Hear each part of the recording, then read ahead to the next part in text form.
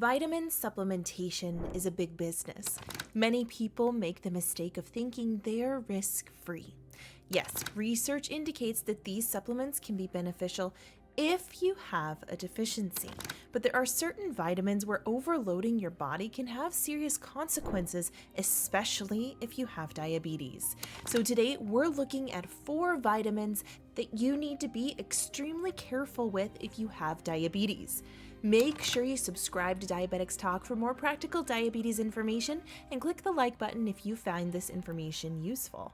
Plus, stick around to find out how you can get 3 free gifts to help you prevent and fight diabetes. Okay, let's go. Number 4, vitamin A. Vitamin A is essential for maintaining various bodily functions, including vision, immune response, and cell communication. It's particularly important to get enough in an older age, as it plays a major role in keeping your eyes healthy and preventing macular degeneration. If you're not getting enough, then vitamin A supplements can help, but caution is advised. You've got to be super careful with how much vitamin A you're getting, and it's one where we can easily overload our bodies with supplementation. Balance is crucial. First, the good news. A large study in the US found that people with adequate levels of vitamin A in their blood had a lower chance of developing metabolic syndrome, a cluster of conditions that increase the risk of heart disease and stroke. However, other studies found that excess vitamin A from supplementation is harmful. Unlike some other vitamins, our bodies store excess vitamin A instead of flushing it out. This can lead to toxicity and health issues like blurred vision and liver complications. This is a significant concern for individuals with diabetes, as they already face an increased risk of liver and kidney issues. Excess vitamin A may also contribute to osteoporosis by interfering with calcium absorption, meaning weak and brittle bones, something you want to avoid at all costs. For diabetics, it's also important to consider the interactions between vitamin A and medications. Some common diabetes medications that could be affected by vitamin A include metformin, which can affect vitamin A metabolism, insulin, which might have altered effectiveness if vitamin A levels are not balanced, and thiazolidinediones, which are processed by the liver and can be impacted by excess vitamin A. Given these considerations, acquiring vitamin A from dietary sources is the safest approach. For animal-based sources, good options include the liver, particularly beef, chicken, or pork liver, fish such as salmon, herring, and mackerel, and from plants, you want to look for foods rich in beta-carotene. When you consume these, your body turns the beta-carotene into vitamin A. Good plant-based sources include carrots, sweet potatoes, leafy greens like spinach and kale, bell peppers, broccoli, tomatoes, and cantaloupe. As we discussed, it's a real balancing act. It's easy to overdo vitamin A with supplementation, but on the other hand, deficiency can occur due to medications, poor diet, and other factors like excess alcohol consumption. If you suspect you might have a problem, don't just self-prescribe vitamin A. Instead, talk to your healthcare professional and request a comprehensive blood panel for vitamin levels. Number 3, vitamin D. The sunshine vitamin is crucial for our health. While sunlight is the primary natural source, vitamin D can also be obtained through food and supplements, but again, caution is advised. Vitamin D aids in the regulation of calcium and phosphate in the body, essential for maintaining healthy bones and teeth. It also supports the immune system, protecting against infections and chronic diseases. For those with diabetes, vitamin D is even more critical. Research suggests that it helps regulate insulin production in the pancreas, as well as improving insulin sensitivity. However, vitamin D is complex. A notable study by Johns Hopkins University found that while vitamin D supplementation can help if you're deficient, excessive can be harmful. They found that supplementing beyond 21 nanograms per milliliter increased levels of C-reactive protein, a marker of inflammation. This inflammation is associated with hardened blood vessels and an elevated risk of heart attack. This study underscores the importance of balance in vitamin D levels. Excessive supplementation, especially without medical supervision, can lead to unintended consequences. There are two primary forms of vitamin D: D2 and D3.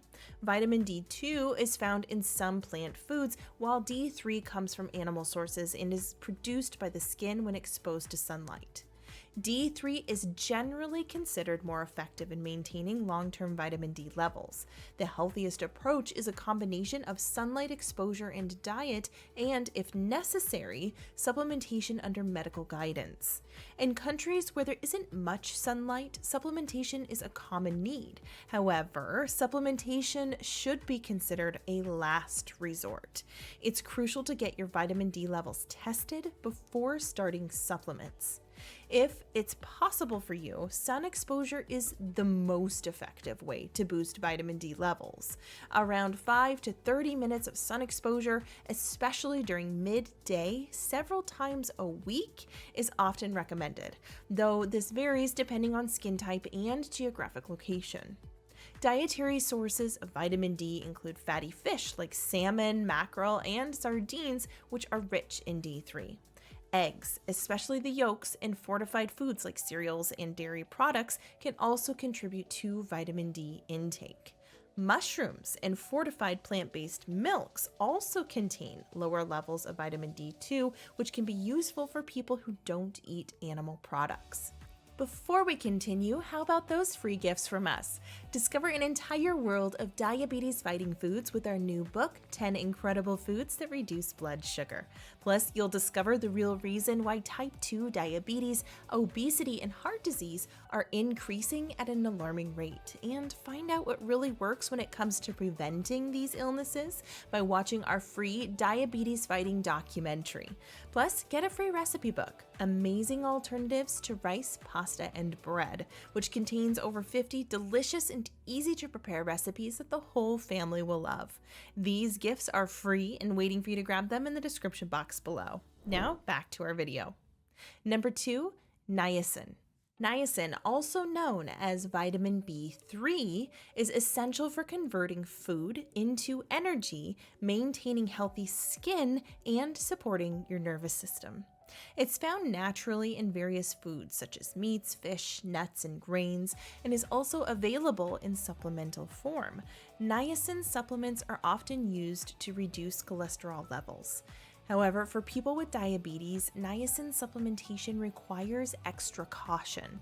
One of the primary functions of niacin is to help the body produce energy from carbohydrates, fats, and proteins. It also contributes to the synthesis of certain hormones and the repair of DNA. In the context of diabetes management, niacin's role becomes complex due to its impact on blood glucose levels. While niacin can help improve cholesterol profiles, particularly by increasing HDL or the good cholesterol, it may simultaneously elevate blood glucose levels, posing a challenge for diabetics. Additionally, niacin supplementation can lead to a condition known as niacin flush, characterized by redness, itching, or tingling in the skin. While this reaction is usually harmless, it can be uncomfortable and alarming. In extreme cases, high doses of niacin can cause more serious side effects, including liver damage, gastrointestinal problems, and gout. And our final vitamin to be careful with is number 1, vitamin E. Vitamin E acts as an antioxidant, protecting against free radicals, which are molecules that can lead to cell damage, contributing to cardiovascular disease and cancer. It also supports immune function, skin health, and other vital processes. However, while vitamin E is beneficial, excessive intake, particularly from supplements, can be harmful.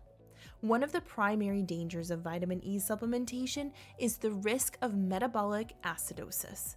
Metabolic acidosis is a condition where the body produces too much acid or the kidneys struggle to remove acid. This imbalance can lead to a range of symptoms, including rapid breathing, confusion, fatigue, and even shock. In severe cases, it can be life-threatening. Excess vitamin E can also interfere with your ability to clot blood, which can be particularly dangerous for those with diabetes who may already be at an increased risk.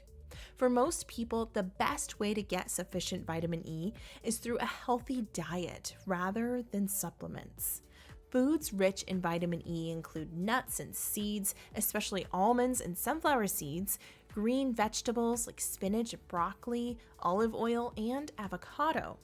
Coincidentally, all of these foods are excellent for stabilizing blood sugar levels and are rich in antioxidants that support cardiovascular health. We hope you found this information useful. If so, click the like button to help us spread the word and click the subscribe button to stay up to date with our new Diabetics Talk videos. Don't forget to claim your free gifts by clicking the link in the description below or visiting diabeticstalk.com. Also, check out exclusive Diabetics Talk merchandise from our store and sign up as a member to get full access to the Food, Health, and You Complete Implementation System documentary and more.